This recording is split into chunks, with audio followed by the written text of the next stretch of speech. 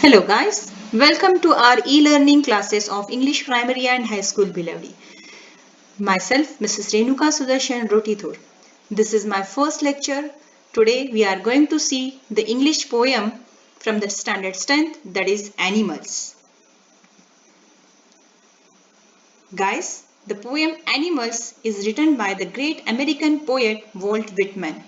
This poem is taken from his book Song of Myself, which is written in Leaves of Grass.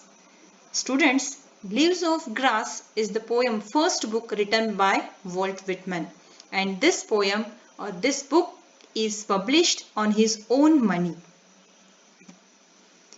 So here we have a little information about the poet Walt Whitman.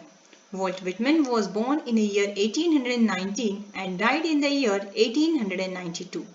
He was a major revolutionary figure in early American poetry. Along with being a poet, he was also a teacher, essayist, government clerk, and a journalist too. He is often called as a father of free verse. Free verse means the poem without rhyme scheme, or even we can call it as a blank verse or two.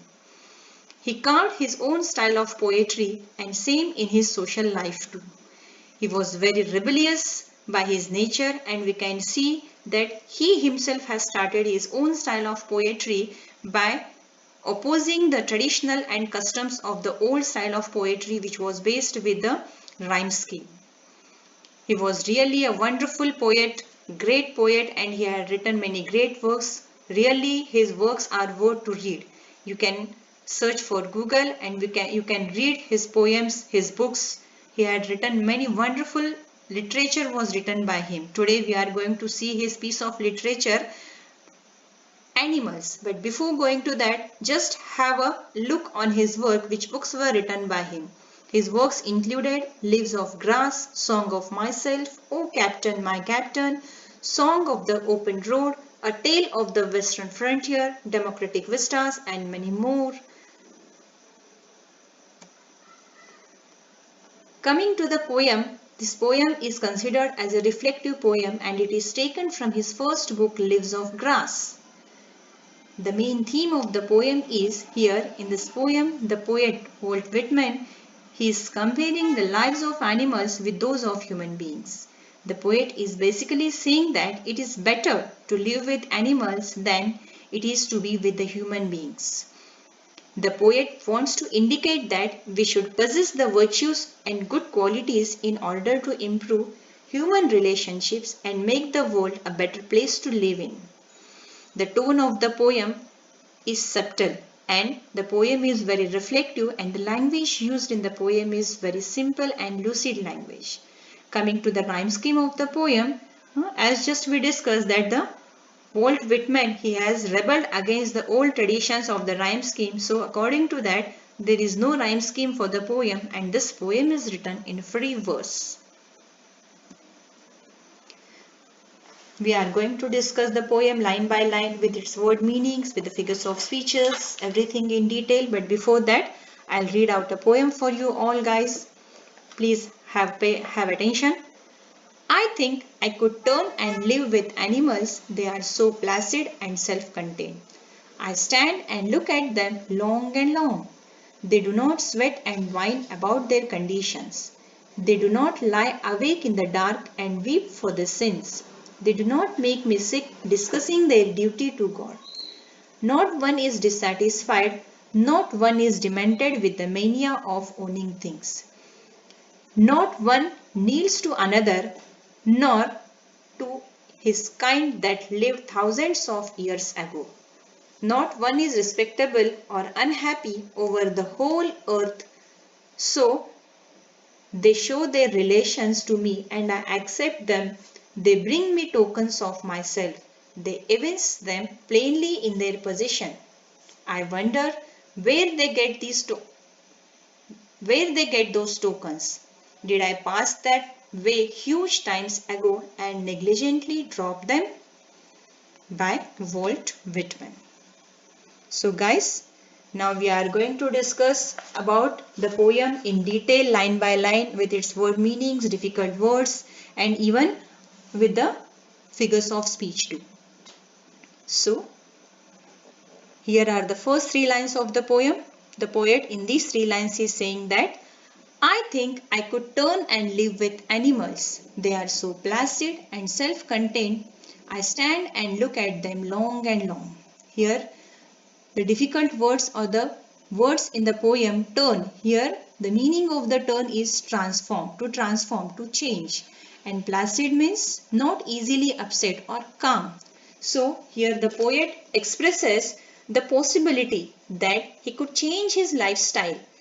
He could transform his lifestyle and live with animals. The reason is that animals are so calm and self-composed. The poet can stand and gaze at them for long hours. Coming to the next lines. They do not sweat and whine about their conditions. They do not lie awake in the dark and weep for their sins. They do not make me sick discussing their duty to God. Here, the poet wants to say that he has observed that they do not perspire from too much labor. They means the animals. The animals, they do not perspire. Perspire, the sweat. The meaning of the perspire is sweat, or even you can call it as to be anxious about something. So animals are not anxious about their situations, about their conditions. And even they do not perspire from too much labor, but trying to improve their condition. Always they try to improve their condition. They never sweat and they never whine about their conditions. Whine means to cry, to complain. They never complain about their conditions. They do not lie awake in the dark and weep for their sins. They do not spend, the poet says that they do not spend sleepless hours expressing sorrow for their misdeeds. They do not disgust the poet by talking to him about their duty to God.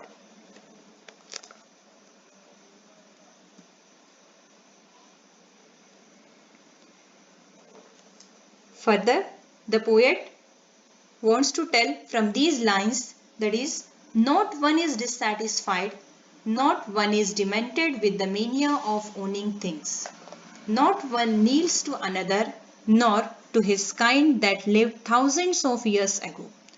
Not one is respectable or unhappy over the whole earth. Here the poet says that not a single animal seems discontented means dissatisfied. They do not behave irrationally, madly pursuing the ownership of worldly goods. No animal kneels to another as a sign of worship. Kneels means to bow before. No animal kneels to another, nor to his kind that lived thousands of years ago. Kind means ancestors or a particular group of sharing similarities. So the poet says that the animals, they never kneel before any other, or they never pay any tribute, or they never do any signs of worship for their ancestors who lived thousands of years ago. Not one is respectable or unhappy over the whole earth. No animal has ideals about or is unhappy with matters that relate to the whole earth.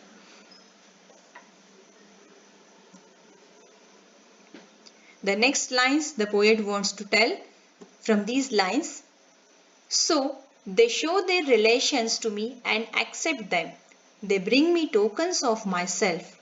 They evince them plainly in their possession. I wonder where they get those tokens. Did I pass that way huge times ago and negligently drop them? The poet wants to say that animals express their relationship with the poet in a simple way, and he in turn accepts them for what they are. Animals offer the poet visible signs of qualities such as innocence and simplicity. Here innocence and simplicity are considered as tokens, means the virtues like the innocence, simplicity, they are with the animals.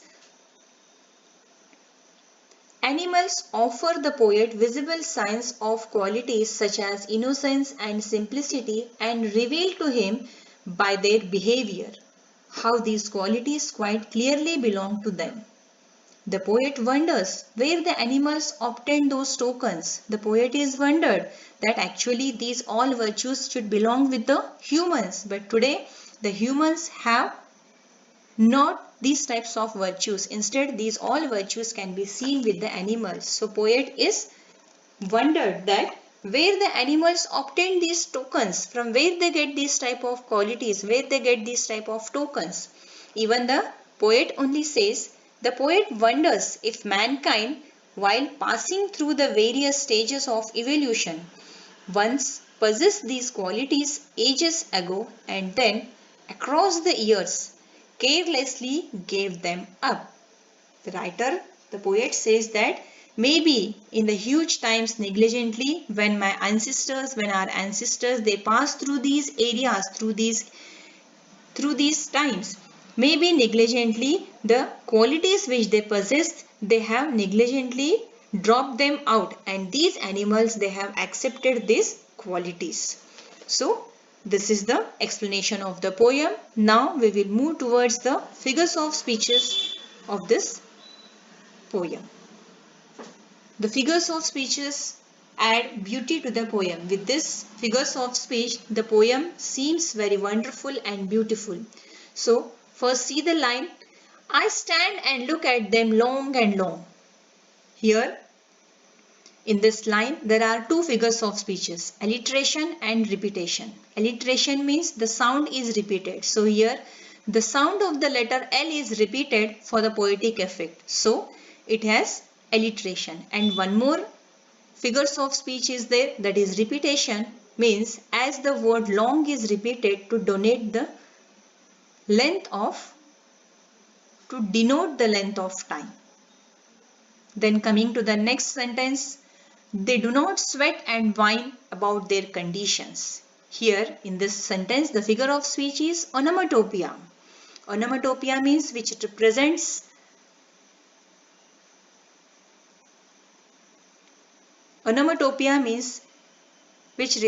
the sound, and here the sound whine means the complaining sound. So the figure of speech is onomatopoeia.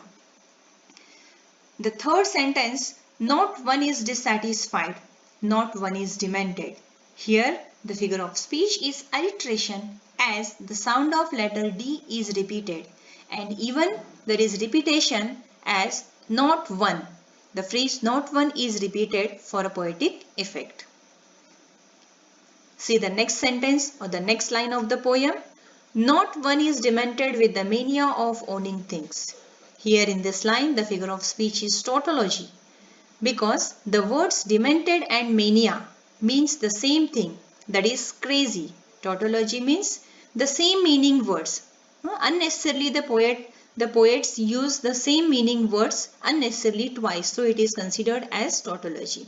So here demented and mania, both the word meanings or both means same, that is crazy. Coming to the next sentence of the poem, did I pass that way huge times ago and negligently drop them? Here the figure of speech is interrogation. This is a question. The poem ends with a question. The poem ends with the interrogative sentence, and here actually this question is not to give an answer, but just the audience should think over on the poem, that why the animals possess all these qualities, all these virtues, and where these qualities are not with the human. Actually these qualities belongs to the humans, but humans in their evolution they have dropped these negligently and animals have taken. So why it is, how it had happened? This is the question asked by the poet at end, and that's why here the figure of speech is interrogation, and even it is hyperbole too. So well friends, today we have discussed about the poem Animals from the 10th standard syllabus, which is written by a great revolutionary and American poet Walt Whitman. Okay friends, bye. Till then, take care of yourself, stay home, stay happy, and take care of yourself and your family. We will meet in the next lecture. Thank you for giving me your ear and listening my lecture. Thank you once again.